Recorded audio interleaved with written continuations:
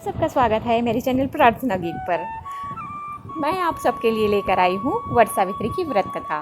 तो व्रत कथा को सुनने से पहले अपने पास दूध की कटोरी और उड़द दाल जो पिसा हुआ है उसको अपने पास रख लें। होता क्या है कहानी में, बहुत पूर्व समय की बात है। इसमें एक परिवार रहता है, एक गांव में बहुत ही सुखी परिवार रहता है, जिसमें 5 बेटे, एक बेटी, माता पिता और उसकी एक बहू रहती हैं। सभी बड़े सुख और मंगलमय रहते हैं। तभी अचानक होता क्या है कि एक दिन बारिश का समय आया रहता है, खेतों में सफाई चल रही रहती है। तो फिर उसकी भाभी कहती है अपनी ननद से कि चलो खेत में थोड़ा सा काम कराएं, थोड़ा ही काम बाकी है, जल्दी से कर लेंगे फिर वापस आ जाएंगे। तो फिर ननद कहती है चलो भाभी करके तैयार हो जाती है। खेत में काम करते हैं, फिर उनको काम करते करते प्यास लगती है और उनका काम ख़त्म भी हो गया रहता है।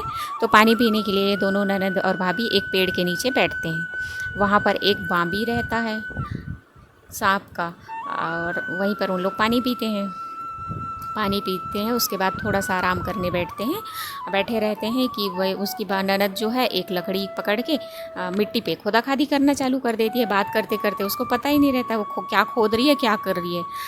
और फिर उससे गलती क्या होता है कि उस जो खोदा खादी कर रही थी उसमें 5 सांप के अंडे रहते हैं और सभी उसके खोदने के कारण फूट जाते हैं, और फूटने से तो मरेंगे ही ना। तो फिर वहाँ पर एक उसी समय फिर नागिन आती है, एक वहीं पर सर सर सर करते करते, और आकर उस लड़की की तरफ आगे बढ़ती है काटने के लिए। तभी उसके भाभी उसके सामने आकर खड़ी हो जाती है हाथ जोड़ के, और उसको बहुत विनती करती है कि हे नाग माता, आप मेरी ननद को छोड़ दीजिए। ये 5 भाइयों में एक ही बहन है, इसलिए इसको सभी लोग प्यार करते हैं, तो आप इसको क्षमा कर दीजिए। ऐसा करके नाग माता से बहुत अनुनय विनय करती है। तब नाग माता उसको छोड़ देती है, और फिर भी कहती है कि जितना दुख इसने मुझे पहुंचाया, मैं एक दिन इसको अवश्य ही इतना कष्ट पहुंचाऊंगी करके वहां से चली जाती है। फिर दोनों ननद भाभी घर वापस आते हैं। ऐसे ही उन सबका जीवन सुखमय मंगलमय बीतते जाता है, और लड़की शादी योग्य हो जाती है। फिर उसकी शादी भी हो जाती है। वह शादी करके एक सेठ के घर जाती है और बहुत ही सुंदर सुखी जीवन व्यतीत करती है, तथा उसके भी 6 पुत्र होते हैं, और वो 6 पुत्रों के साथ सुखमय और मंगलमय जीवन व्यापित करती है। इतने में ही उसके 6 बेटे बड़े होते हैं और शादी के योग्य हो जाते हैं।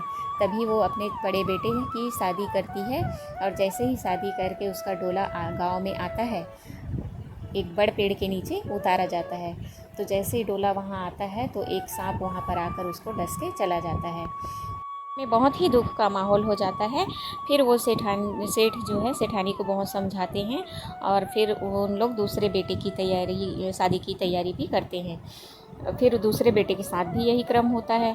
लगातार उसके 5 बेटे ऐसे ही सांप के डसने से उनका मृत्यु हो जाता है। फिर अब छठे बेटे के लिए तो उन लोग शादी के लिए सोचते ही डरने लगते हैं, क्योंकि कहीं इसके साथ भी ऐसा ना हो। तभी सेठ जी हिम्मत के साथ कहते हैं कि चलो सेठानी, अब इसकी शादी नहीं करेंगे तो हमारा तो वंश यहीं से ख़त्म हो जाएगा, तो इसकी शादी तो करना ही पड़ेगा। ऐसे करके बहुत समझाते हैं सेठानी को। तब सेठानी तैयार होती है, और फिर वो सेठ उसके लिए लड़की खोजने के लिए निकलता है। तो ऐसी लड़की खोजते खोजते उन लोग, जो सेठ हैं, जंगल में के रास्ते एक गांव में पहुंचता है। फिर वह उस गांव में छोटा सा नदी रहता है, तो वहाँ की लड़कियां जो है नदी में पानी भरने आई रहती हैं। बहुत सारी लड़कियों को देखकर वो सेठ जो है वहाँ रुकता है, और रुककर उन लड़कियों की बातें सुनता है दूर ही खड़े होके। तो उसमें एक लड़की का नाम सावित्री रहता है, और वो लड़की बहुत ही गुणवती और बहुत अच्छे बात करने वाली थी। तभी वो जो सेठ हैं वो उन लड़कियों के पीछे पीछे पानी भर के जा रही रहती है, तो उनके पीछे पीछे जाते हैं, और जाके देखते हैं कि वो लड़की जिस घर में जाती है, थोड़ी देर बाद उस घर के दरवाज़ा खटखटाकर दरवाज़ा खुलवा कर बोलते हैं कि बेटी तुम्हारे माता पिता कहाँ हैं।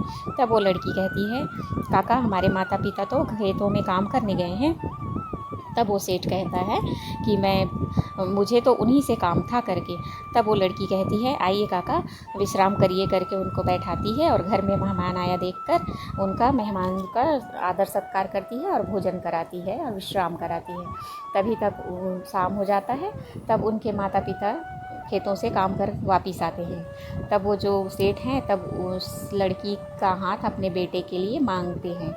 तब उनके माता पिता भी खुश हो जाते हैं कि हमारी बेटी किसी सेठ के घर जाएगी, सुखी जीवन व्यतीत करेगी। ऐसा कहकर उन लोग शादी के लिए राज़ी हो जाते हैं। फिर शादी की तैयारियां दोनों ही परिवारों में चलने लगती है। शादी हो जो है वो अमावस के पहले दिन रहता है, दूसरे ही दिन ये जो अमावस है जेठ मास की, और जो वट सावित्री पड़ता है वही दिन पड़ा रहता है।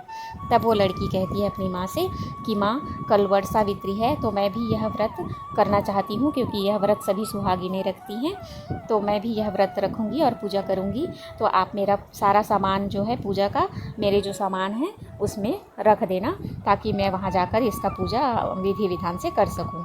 तब उसकी माँ उसका पूरा जितना पूजा का सामान रहता है उसको उसके सामान में डाल देती है, और एक बूढ़ी अम्मा उसके साथ भेजती है, उसको बता देती है कि इसमें सब सामान है और उसकी मदद कर देना करके।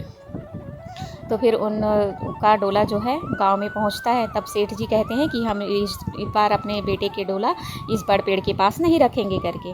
तब वो सावित्री कहती है, नहीं नहीं पिताजी, आप मेरी भी डोला यहीं पर उतारिए जहां आपने पहले 5 बेटों का उतारा था, कुछ भी नहीं होगा करके बहुत अनुनय विनय करती है।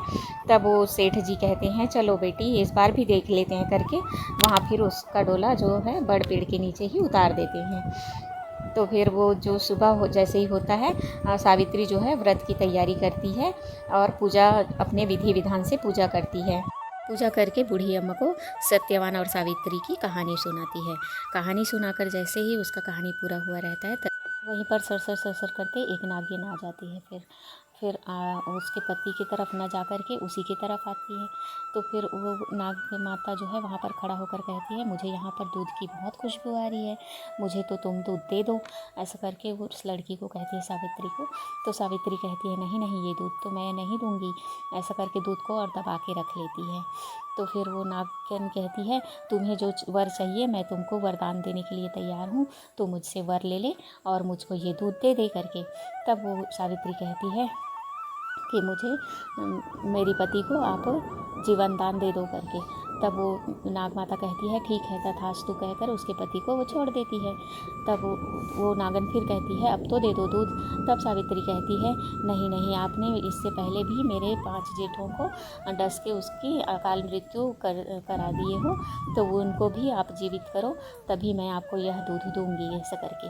तब वो नाग माता कहती है, चलो ठीक है, मैं तुम्हें तेरे 5 जेठों को भी जीवन दान देती हूँ कहकर सब उनके 5 जेठ को वापस लौटा देती है। तब सावित्री ये लोग नाग माता करके दूध को आगे रख देती। तब सावित्री के पीछे यमराज खड़ा हुआ रहता है, जो कि सांप के काटने से उसके पति के प्राण लेने के लिए आए रहते हैं। तब सावित्री जो है वो जो उड़द का दाल पिसा हुआ रखा रहता है उसको 3 बार पीछे उछाल के फेंकती है, जिससे यमराज भी वहाँ से गायब हो जाते हैं, चले जाते हैं। फिर जो सेठ हैं वो बहुत खुश होते हैं और 5 बहुओं को अपने मायके से बुलवाकर सावित्री सहित 6 बहुओं और बेटों का अपने घर में बाजे गाजे के साथ बहुत स्वागत करता है और सावित्री का यशगान होता है। इस तरह सावित्री को जैसा यह व्रत फलीभूत हुआ, वैसे ही सभी सुहागनों की मनोकामना पूरी हो और सबकी यह व्रत फलीभूत हो। अगर आपको हमारा वीडियो पसंद आए तो हमारे चैनल को सब्सक्राइब करें और वीडियो को लाइक करें और खूब शेयर करें। धन्यवाद।